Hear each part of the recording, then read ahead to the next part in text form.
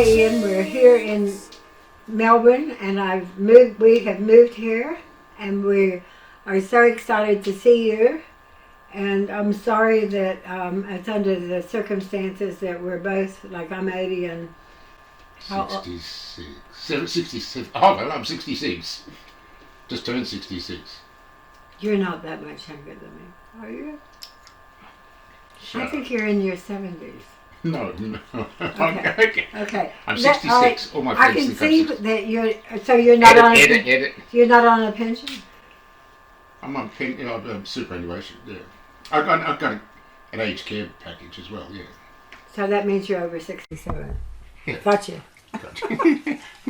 Okay, now, Ian, we've been friends a long time. We have. It's almost 3 decades. And it would be, yes. And we've been working on a book together. And we had a plan that we were going to go around the world together. Yes. And I remember the meeting of you. You recalled me from Adelaide, but I had no recollection.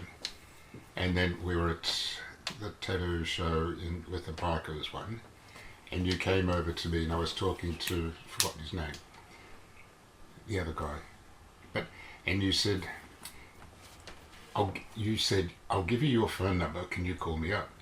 And I said, no. If you want to call me, I'll give you my phone number and you can call me up. And you said, why?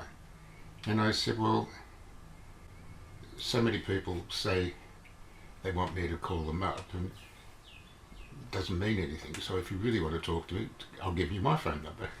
So that's how it happened. And I called you up. You did. You certainly did. And you said blah, blah, blah. And I met you because Peter had a conference to go to in Melbourne, and you caught up with me very briefly, and he wasn't very happy with you. No. I flew down here by myself. Yeah, but Peter, the first time. But he, the second time was but he was at a conference, but he wasn't happy with that. The first time I went straight back to the airport, and I did not stay overnight. The first time. That was with your... And you were with your Phil. Phil, yeah. Your boyfriend, the tattooist.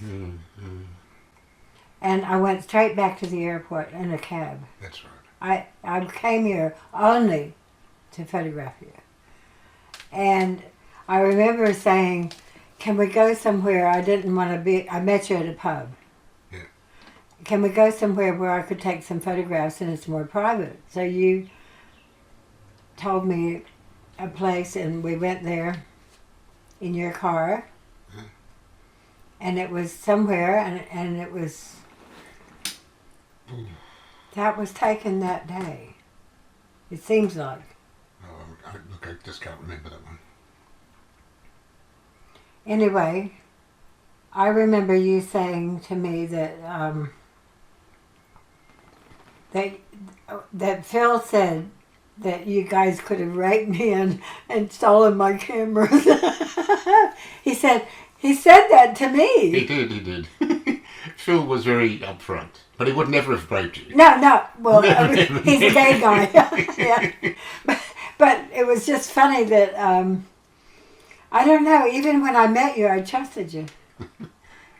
But remember the occasion we went out with Phil in Castlemaine? Yes.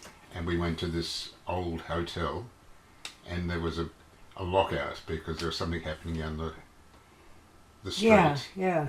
And Jamie's jacket caught on fire. Oh no, I remember that. And his jacket caught on fire. Caught on fire. So we were locked in the hotel. His jacket's on fire. And Phil's going on about something. And went, oh my God, this is... Yeah. And then, you had Gordon with you as well. Yeah. That was the first time we ever... Met Gordon. And then you said, when you introduced... you said to me, oh, I've got something to confess to you. And I said, yeah? And you said that Gordon is your partner, significant partner now. Friend. And I said, I don't care. She said, but he's Indigenous, you know. And I said, I couldn't care less. I said, what's that got to do with the price of fish? And you did. I don't know what you're telling me that for. Yeah. Yeah, the beginning when I was with Gordon was very awkward, and I had known Gordon for Long time, yes.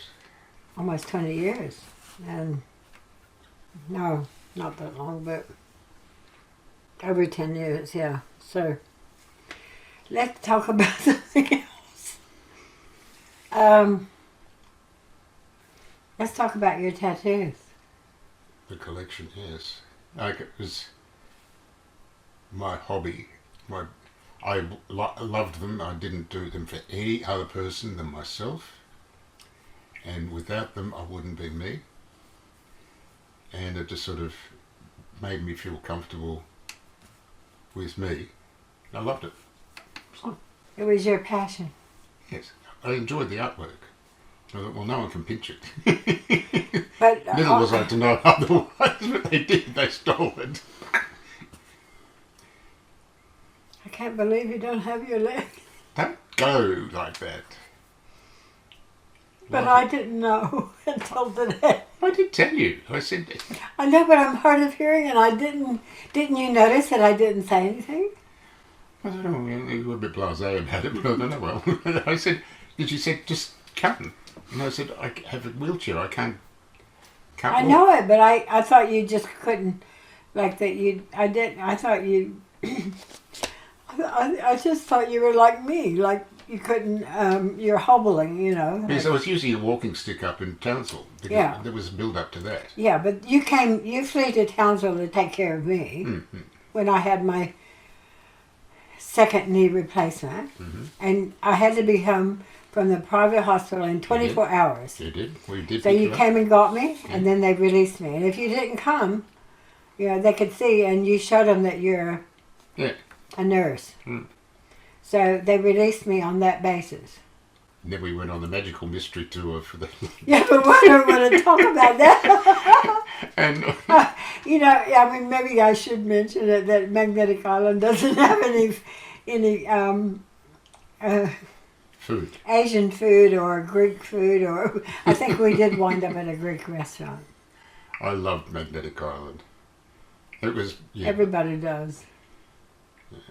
It's such a contrast to Townsville, which I Yeah, let's talk about something else. know, it's the biggest racist hole on earth. Okay, but you know what? I still have a lot of friends in Townsville, That's right.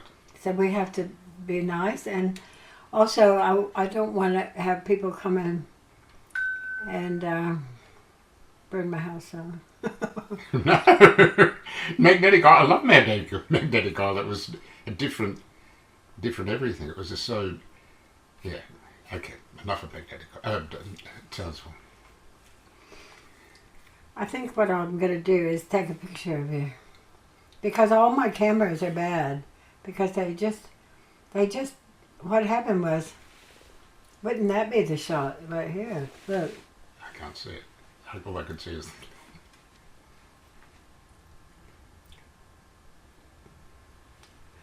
The light is reflecting off that, so it's not very good. I can't see it.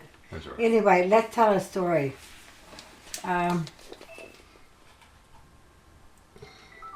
is true that Townsville's racist, and I think that it does have a reputation because that's where they arrest 10-year-olds.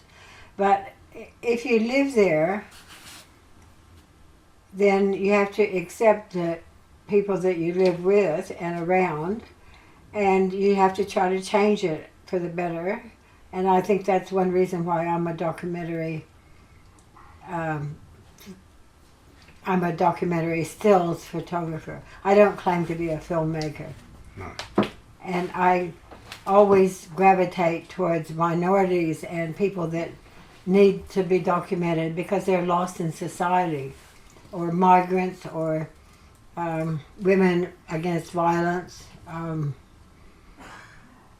artists that need money, like us over the years that things happen to us because was wealthy at one point, and I want it again, so I can do good things with it. But look at your participation with the Bangara dancers, and Gordon's participation, and the Mardi Gras, and tattooing. To be honest, like you took many photos of important events yeah, too, yeah. protests and deaths in custody.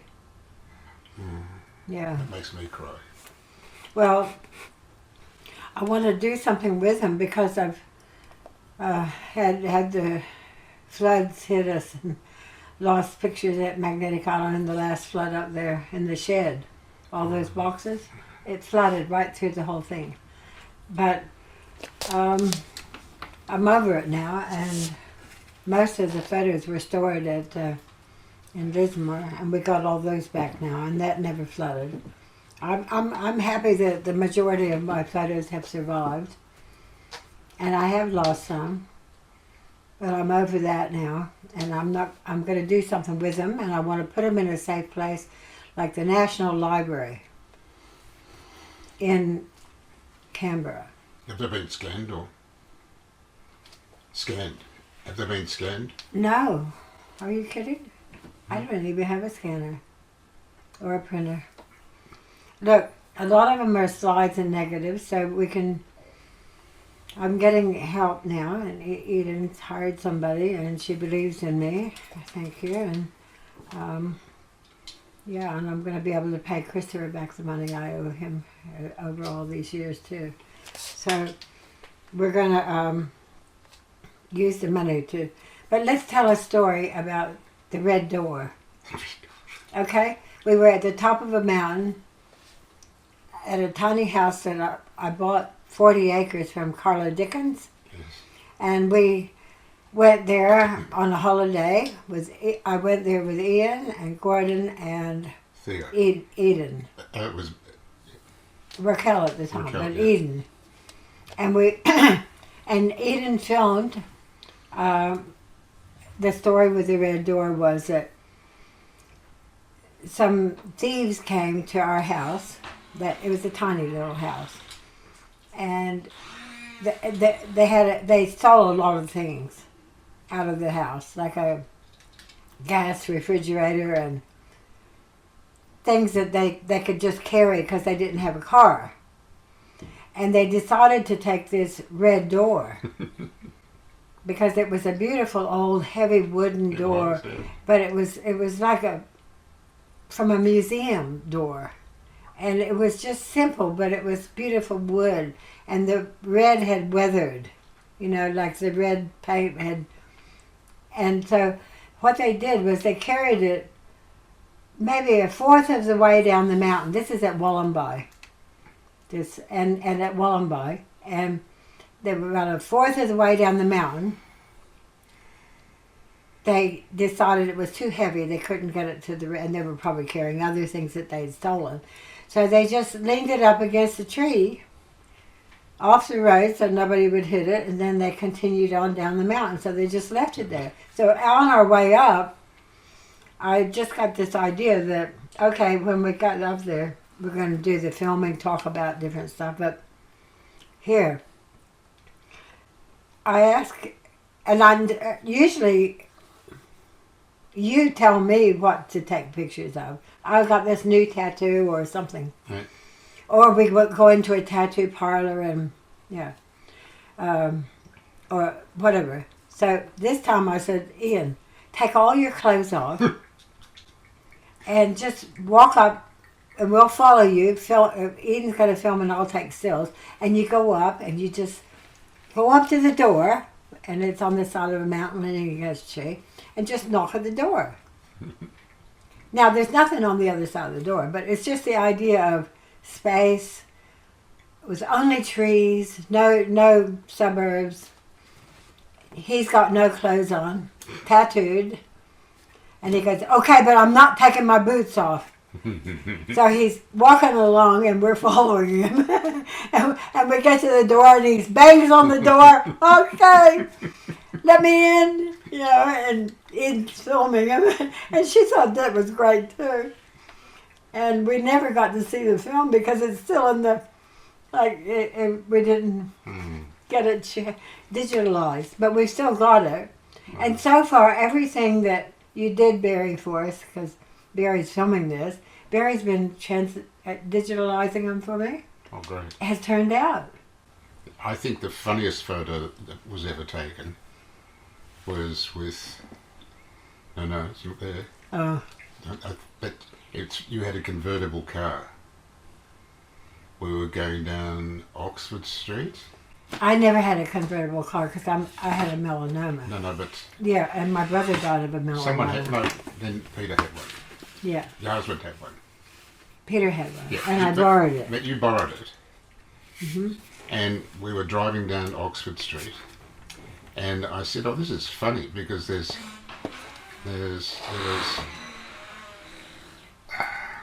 your friend. I forgot the name. Are you talking about Andy? Andy. Oh, that's right, Andy in the bath at your place. But Andy, there was Gordon. Me. I don't think Gordon was in it because he didn't get in. He never got in Peter's car. There was someone else, and I said, "Oh, this is the cultures of everything here. We've got you, blah, and well, we Andy and I were both American. Okay. But it just looked so funny driving Can down I the street. can I show you your foot because you've had both legs amputated now, Yeah. and this is a picture of your foot. Because on the back it's actually typed. It says the colored man's foot. Yeah.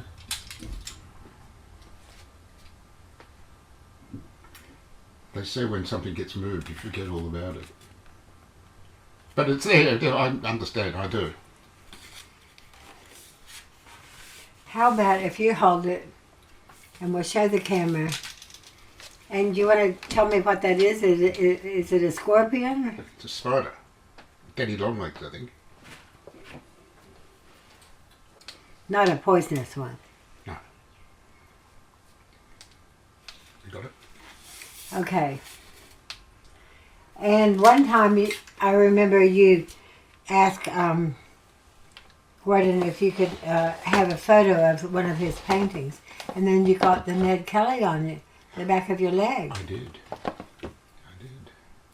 And I took a picture of that. I did, yes. And I hope I have it. Now, that's the arm. And that's a picture, it says on the cross. This is an exhibition that I had about King's Cross. And Arm was visiting. He came from Coffs Harbour. He'd always worked in Coffs Harbour. Yeah, he was a tattooist. He had a shop in Coffs. I went to Coffs Harbour and took pictures of his shop.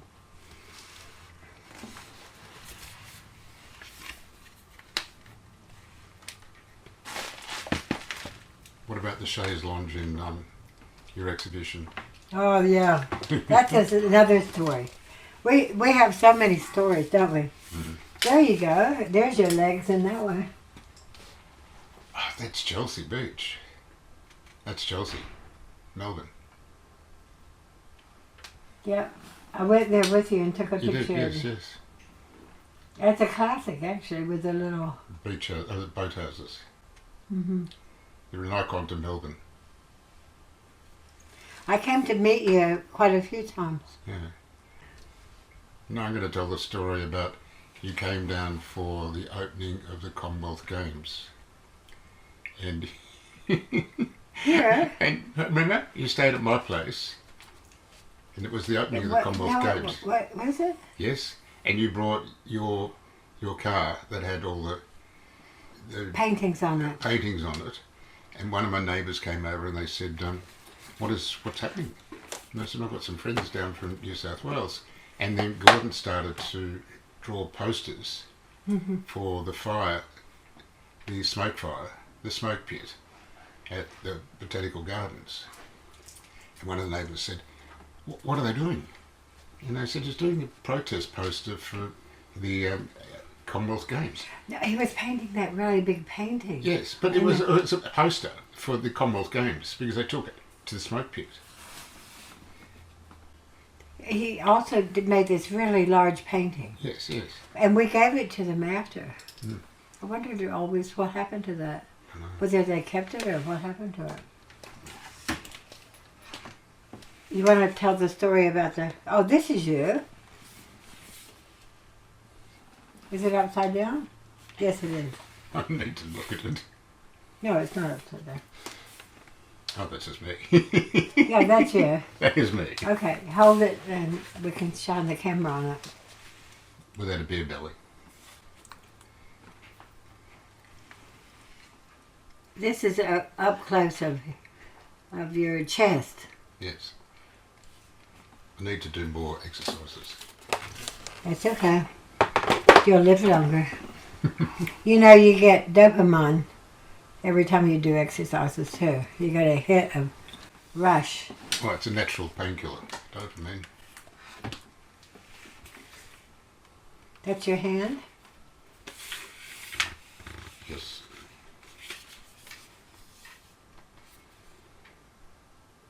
That is my hand.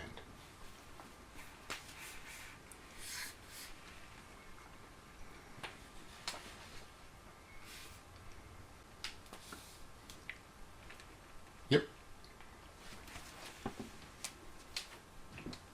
Yeah. Don't know why I was wearing a ring though.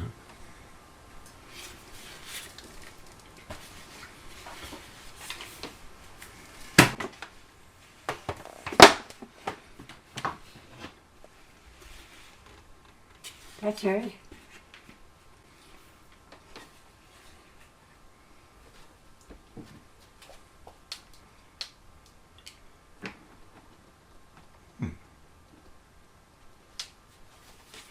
Can we hold it and show the camera? What's the logo?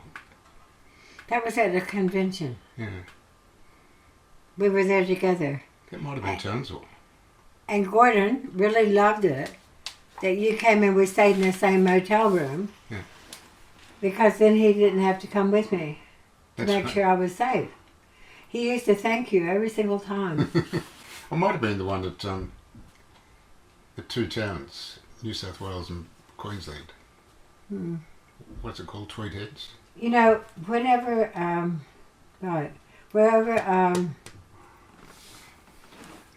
I took pictures, I labeled it and I put the year. So, you know, it was. But let's tell us. Can we tell a story about? You came down to visit, and The birthday. and you were staying with us, Yes. and you were staying with me and Gordon, and I called up my friend, Brahma Bancroft, and I said, no answer. So she had an answering machine, and I said, Brahman, excuse me, thank you for your dinner engagement invitation, and Gordon and I want to accept, but I hope you don't mind if we bring a friend, and I wanted to describe you, and I went, and anyway, he's a colored man, and on the answering machine, you know, and bye, and so she called up me back, and she just said, yeah, it's okay, or something like that. But anyway, we show up, and it turned out there was maybe 6 other people, 4 other people, or something, 8 people. I think that more than And that. it was a barbecue in the backyard, Yes, and it's it was birthday quite party. nice. It was. So we ring the doorbell, and I'm standing at the front, and Bronwyn opens the door, and she said, "Oh my God!" She said, you are. "Elaine, you are a shithead," or something like that. It How was dare nice. you? She didn't say that, You were telling the truth. but you were telling. Yeah, she said you were telling the truth. He is a colored man. And it was sort of funny because Brahman is an Aboriginal artist herself, right? So And the barrister coming from actually- her, the way that she said it was quite a. It was hilarious. And we all giggled and laughed just at the door, and she goes, "And please come in, Mr. Colorman." And every time I meet her, sometimes she reminds me of that story.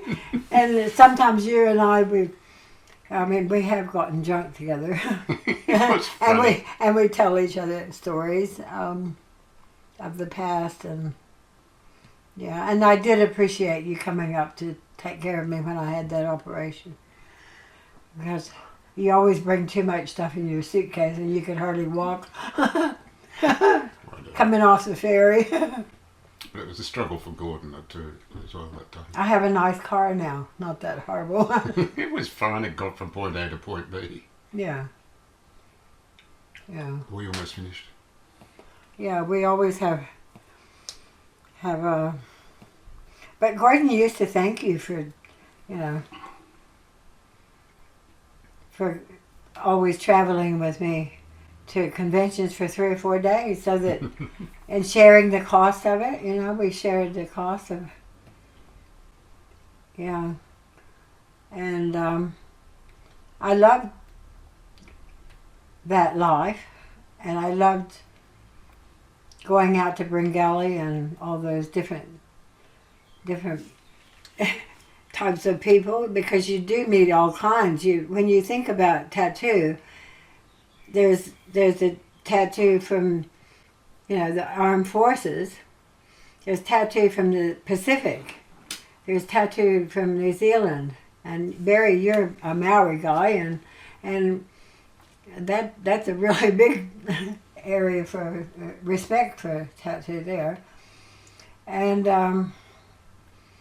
then if you think about the young people or prison tattoo, how long tattoo's been around, and the way that tattoos have to put up with putting a tattoo on a drunk person, and they might flinch, or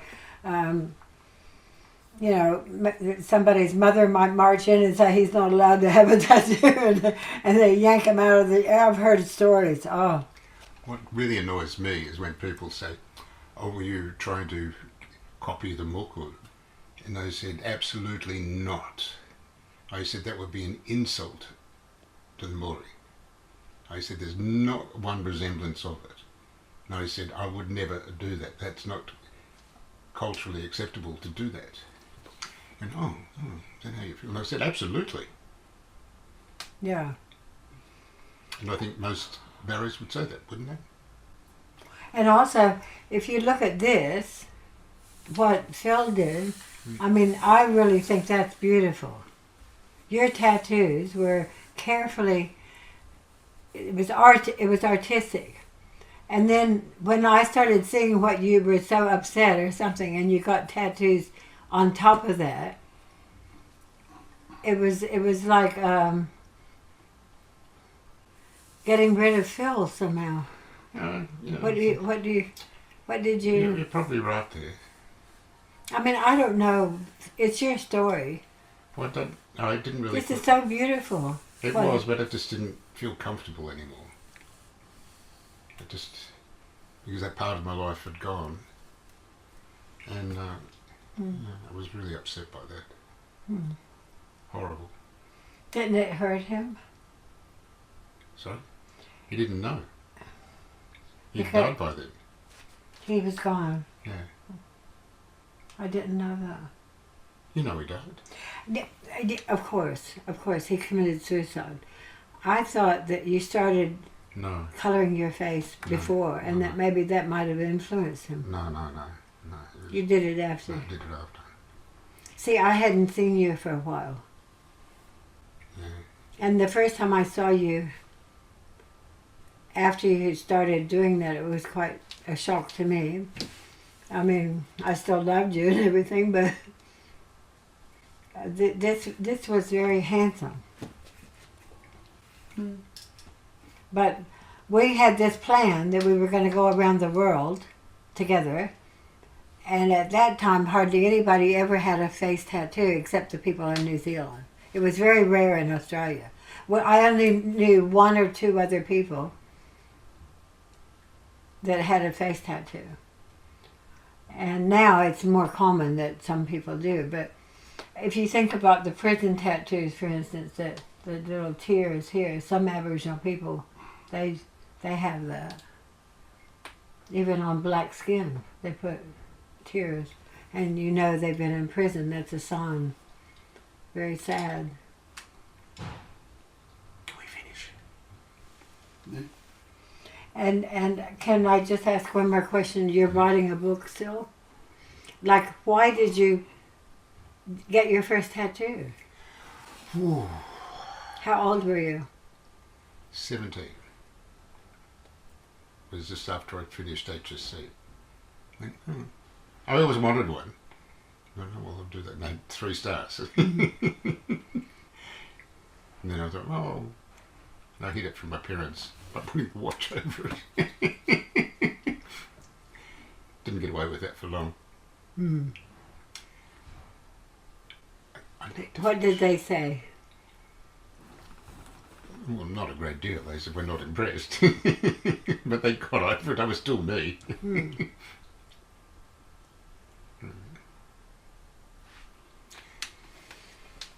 Okay, so how did you keep going after that? Just want to know about the book. I haven't written anything. Pardon? I haven't written a thing. You haven't written anything yet. Nothing. But will you? I'm getting the hang of AI. I like AI in the sense I've used it a few times for some letters, and I put my words in, and then I ask it to edit it, and it's still my words, but they organise my words in a better way because I have a whole bubble of thoughts coming out, jumble them together. Okay. But AI sort of says, we put them in this order, and they're still the words. They've deleted a few redundant words, which I think there's nothing wrong with that. I think, for instance, you had a face tattoo, and you wore makeup to work, I did. and you put pancake makeup on your neck, wore a shirt and tie. Eden filmed you from the shower. Remember? Yeah. We still got that tape, but we just haven't digitalized it. And since the day I finished work, I haven't worn that at all. Yes, In but fact, wait. What happened when you got sick and your mother found you had a face tattoo? She actually didn't say much. I know, but all I'm saying is that She wasn't. Yeah, she said she didn't like it. She made that absolutely known. And I can understand that, but because I was in intensive care and she was my next of kin, and she came in and I wasn't in a good way because I had. and then she discovered your face. Yeah. Because you. Well, I didn't- think she knew, but she'd never seen it. But she came in and visited me every day in ICU for nearly a month. And I went on the Garn to Alice Springs and back with her. She was fun. Yeah, I mean later she was fine, but She still didn't like it. Eh? She made no secret of that. But my mother was not a challenging person, but she wasn't the most tolerant person on earth. Because on the Garn, she was a very, very tight social drinker. And on the Garn, because on the Garn all the drinks and everything were included, but you couldn't just drink till you were off the rocket. But we walked in and there was this group of elderly people, and they were singing. And she went in, rushed out, and I said, "What are you doing?" She said, "Oh, they're all drunk." And I said, "For goodness sake, Mum, they're celebrating a birthday. For goodness sake, they're allowed to have fun, aren't they?" "No." And I said, "Well, go back to your cabin and come back when you get over it." yeah, But that's just the way she I was. see what you mean. Yeah, she wanted to be proper, sort of, or Well, she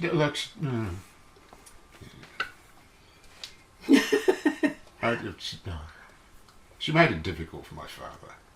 His dad was a very sociable person, and he liked going out and socialising, and Mum just hated that. She just wanted end. Okay. Thank you, director. Thank you. The seasons died around my feet, like roses buried under snow. I watched the rivers turn to black as every dream refused to grow. I wore my sorrow like a crown, invisible to all but night. Each heartbeat echoed through the ruins, searching for a distant light. Though your shadow filled my